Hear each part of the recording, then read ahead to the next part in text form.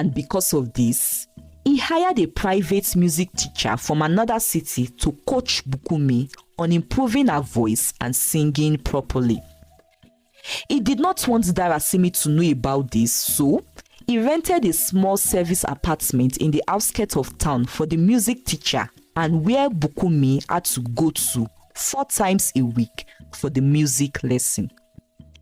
He also instructed his family to keep it a secret from Darasimi. As a result of that statement, the majority of the city believed that Pastor Lasukomi was aware of Darasimi's involvement with the robbery gang and was part of it himself. This led to his arrest as well.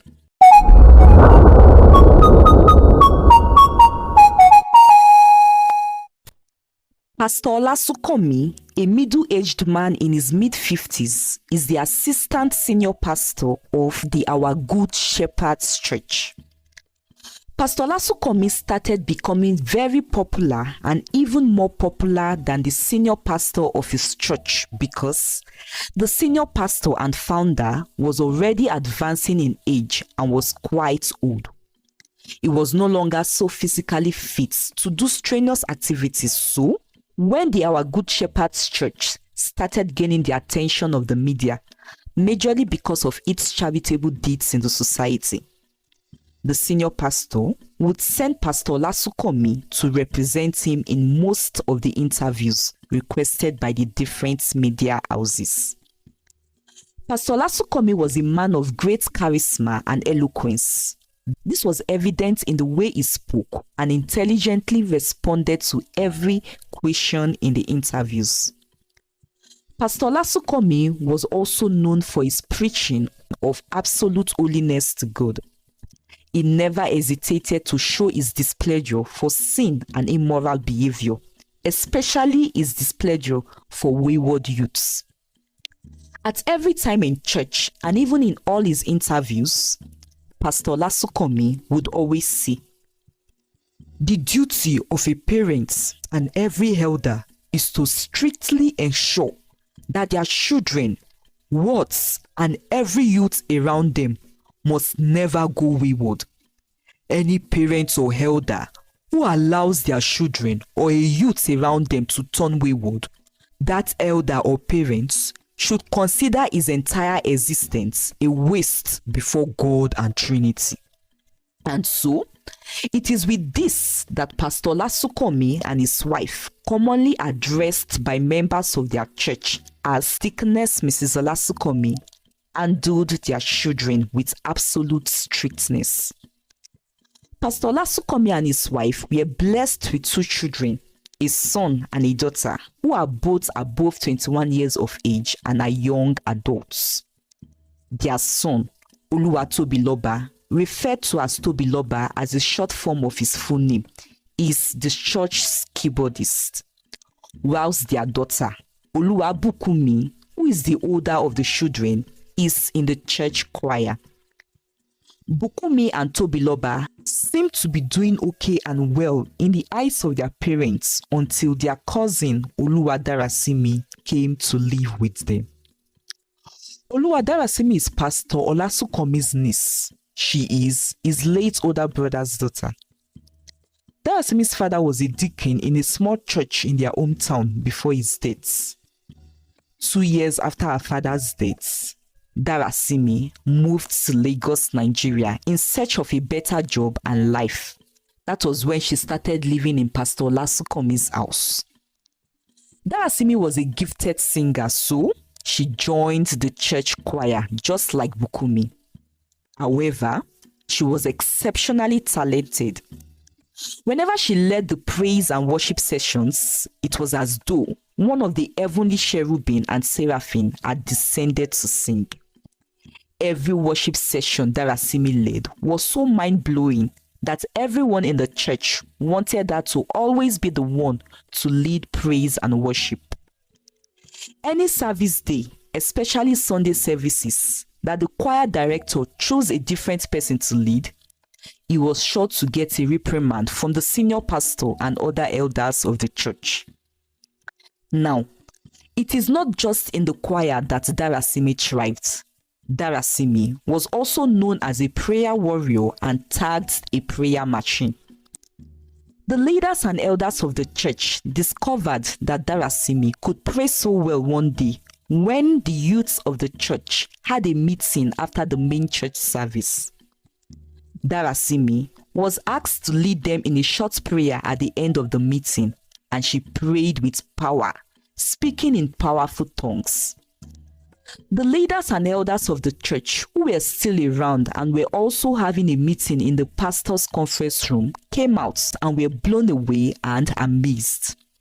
From that day, Darasimi was also called to lead prayers majority of the time, not just in youth meetings alone, but also in general weekly prayer meetings of the church. But that was not all. One morning before the main Sunday service began, the church usually had Sunday school classes. The youth Sunday school teacher was out of town. One of his assistants called that morning to say she was sick and would arrive at the church a little late. The second assistant was yet in church for an unknown reason, so the youths deliberated among themselves and asked if anyone had studied the Sunday school manual and the lesson for that day so that that person could teach. No one had except Darasimi, so she taught the lesson for that day. And as with previous occasions, Darasimi impressed everyone with her delivery. The entire youth group claimed that they had never received such revelation and insight into the Bible as they did from Darasimi's teaching. They clamored for Darasimi to become part of the youth Sunday school and Bible study teaching team. Darasimi accepted all these responsibilities without protest and effectively carried out all the duties. Even at home, it was the same. Whenever Darasimi led prayers during morning devotion, it was always with power. The same applies if she led worship. She taught with the same passion and wisdom when explaining the text in the daily devotional. Tobiloba and Bukumi were both older than Darasimi, but in everyone's eyes, Darasimi seemed more spiritually mature and grounded than they were. Because of this, Pastor Lasukomi began to view his own children as too slow and started talking down to them. "You two are trying to bring me shame after all the effort I put into grooming you in spiritual things since you were kids," he said to them. "You have been in the choir for many years, and all you can do is to be a backup singer. You are not just older than Darasimi, you are the daughter of a smart, multi-talented and exceptional pastor like me. How can you be so dull and slow?" he said angrily to Bukumi. "And you, Tobiloba, all you do is to press the piano. Can't you take up more and other responsibilities in church?" he asked Tobiloba. "You two cannot even boldly stand before your mates and lead prayers effectively," he added. Pastor Lasukomi wished that his children could be all and do all that his niece Darasimi is and does. Along with the fame and praises he receives for being the exceptional man of God that he is, he wanted so much also to get praises and accolades of being an exceptional father with amazing children, but he wasn't getting that. Soon, Darasimi was made the assistant choir director in a unanimous decision by the entire church. This was just only 9 months after she joined the choir. Pastor Lasukomi was secretly not pleased by this, but he could not openly oppose the decision because he does not want to be termed as bitter. And because of this, he hired a private music teacher from another city to coach Bukumi on improving her voice and singing properly. He did not want Darasimi to know about this, so he rented a small service apartment in the outskirts of town for the music teacher and where Bukumi had to go to 4 times a week for the music lesson. He also instructed his family to keep it a secret from Darasimi. There was a major gospel music concert competition held annually in Lagos. This time, everyone encouraged Darasimi to register and participate. So, Darasimi signed up for the competition and attended many rehearsals organized by the event coordinators. One evening, everyone in Pastor Lasukomi's household was at home except for Darasimi, who had gone to a rehearsal and had not yet returned. As they were about to have dinner, a gang of armed robbers broke into their house, stole money and other valuables and left. It was not only Pastor Lasukomi's house they targeted, they also broke into their neighbor's home.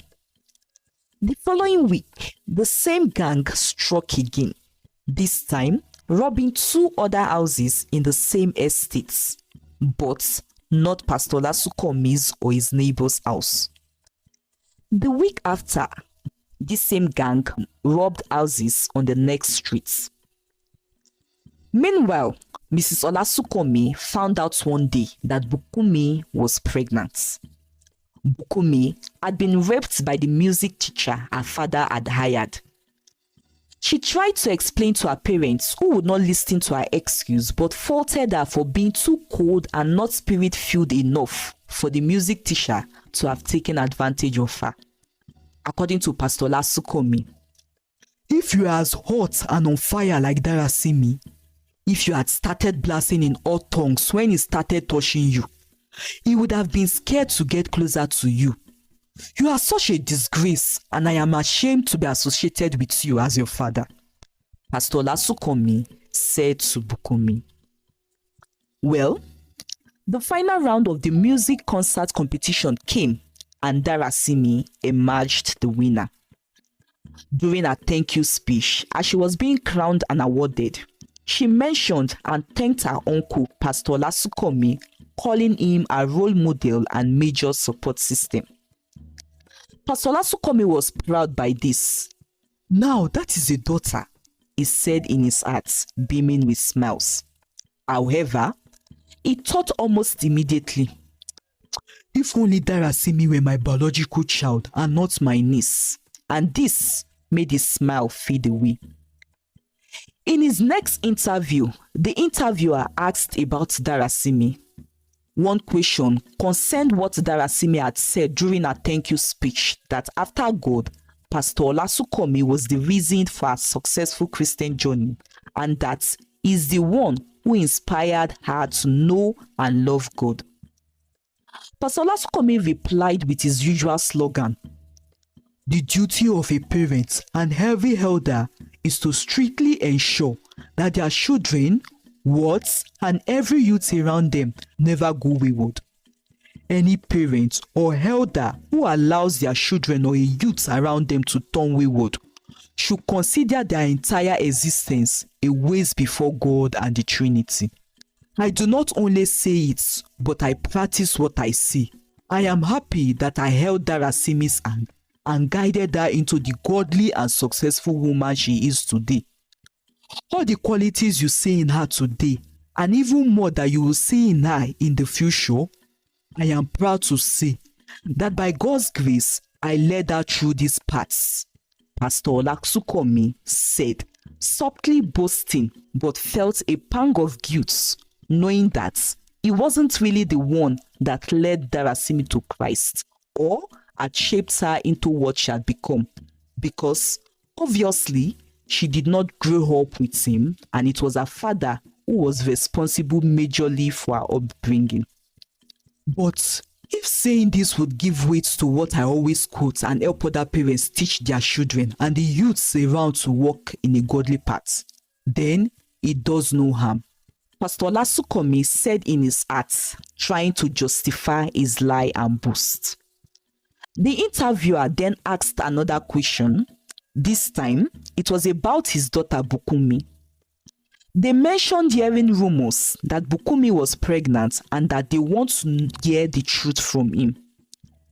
Pastor Lasukomi knew that Bukumi's pregnancy was a source of shame for him and his public image. Unable to admit it, He lied once again during the interview, telling them that it was not true. Since they discovered Bukumi's pregnancy, Pastor Lasukomi and his wife had forced her to wear a tight waist trainer at all times to keep the pregnancy hidden, while they tried to find a doctor in a different city who could help them terminate it. Meanwhile, the gang of robbers who had robbed Pastor Lasukomi that night and the neighborhood in subsequent weeks continued their robbery spree to the extent that they became a popular threat to the society. They not only robbed big houses, but big stores, eateries, and banks, and this caught the attention of the government, who sought to bring them down. The robbers were feared for their ruthlessness. Once they entered any location to rob it, the people there knew that they were doomed. Anyone, including security officers who dared to confront them, was gunned down immediately. The robbers are known and recognized by the way they are dressed for every of their robbery operations. They wore black from head to toe and covered their faces with tiger skin masks. This gang was so skilled and swift that they could break into any building and complete their operations before the police could arrive, no matter how quickly the authorities responded. But, as the saying goes, every day is for the thief, but one day is for the owner. And so, they were eventually caught by the police, led by a new deputy commissioner of police. When their masks were removed and their faces revealed on TV, the entire city was shocked to discover that Darasimi, the Christian singer who had gained fame after winning the gospel music concert competition and who is the niece of the renowned Pastor Olasukomi, was one of the robbers. Further investigation revealed that she was, in fact, the leader of the gang. Darasimi had been part of the gang for a long time before they decided to relocate to Lagos due to the presence of large companies and industries in Lagos. Knowing the kind of person her uncle was, Darasimi had to fake everything to ensure he believed she was genuinely born again and to prevent anyone from discovering her dark secrets. While Darasimi and her gang awaited trial in jail, the press recalled Pastor Lasukomi's statement from his interview after Darasimi won the music competition. In that statement, he had claimed that all the qualities people saw in Darasimi and more that they would see in her in future time were due to his guidance. As a result of that statement, the majority of the city believed that Pastor Lasukomi was aware of Darasimi's involvement with the robbery gang and was part of it himself. This led to his arrest as well. While in jail, Pastor Lasukomi regretted placing so much importance on the number of church groups a person should belong to and the glamorous activities they were involved in, without considering whether the person had genuine salvation. He realized that his children had always been good, but he had begun to feel they were insufficient or not spiritual enough compared to Darasimi's impressive performances in various spiritual activities. He regretted how he had pushed his daughter into the hands of a rapist, failed to sympathize with her, and instead blamed her for the situation to avoid admitting his own faults. He cried, lamenting how he had allowed himself to be misled by such narrow beliefs and had even bought into them. After being locked up for weeks, Pastor Lasukomi was released when it was confirmed that he had no involvement in Darasimi and her gang's robberies. His lawyer proved that his statement was made as a father and uncle who believed his niece was making him proud. Darasimi and her gang were sentenced to life imprisonment for their theft and the loss of many lives during their criminal activities. While he was in prison, Pastor Lasukomi was replaced by someone else as the assistant pastor of the church. Well, He did not mind, as he now understood that church positions and titles were secondary to genuine salvation and worshiping God in truth and holiness. He and his wife apologized to their children for making them feel unworthy, and especially to Bukumi for their actions that led to her becoming a rape victim and a single mother. Bukumi and Tobiloba forgave their parents, and from that day on, Pastor Lasukomi lived quietly but continued to serve God with genuine worship. The end. I hope you enjoyed this story and that you have learned something from it. I would love to know. Please drop your comments. Thank you for listening and see you in my next video. Bye.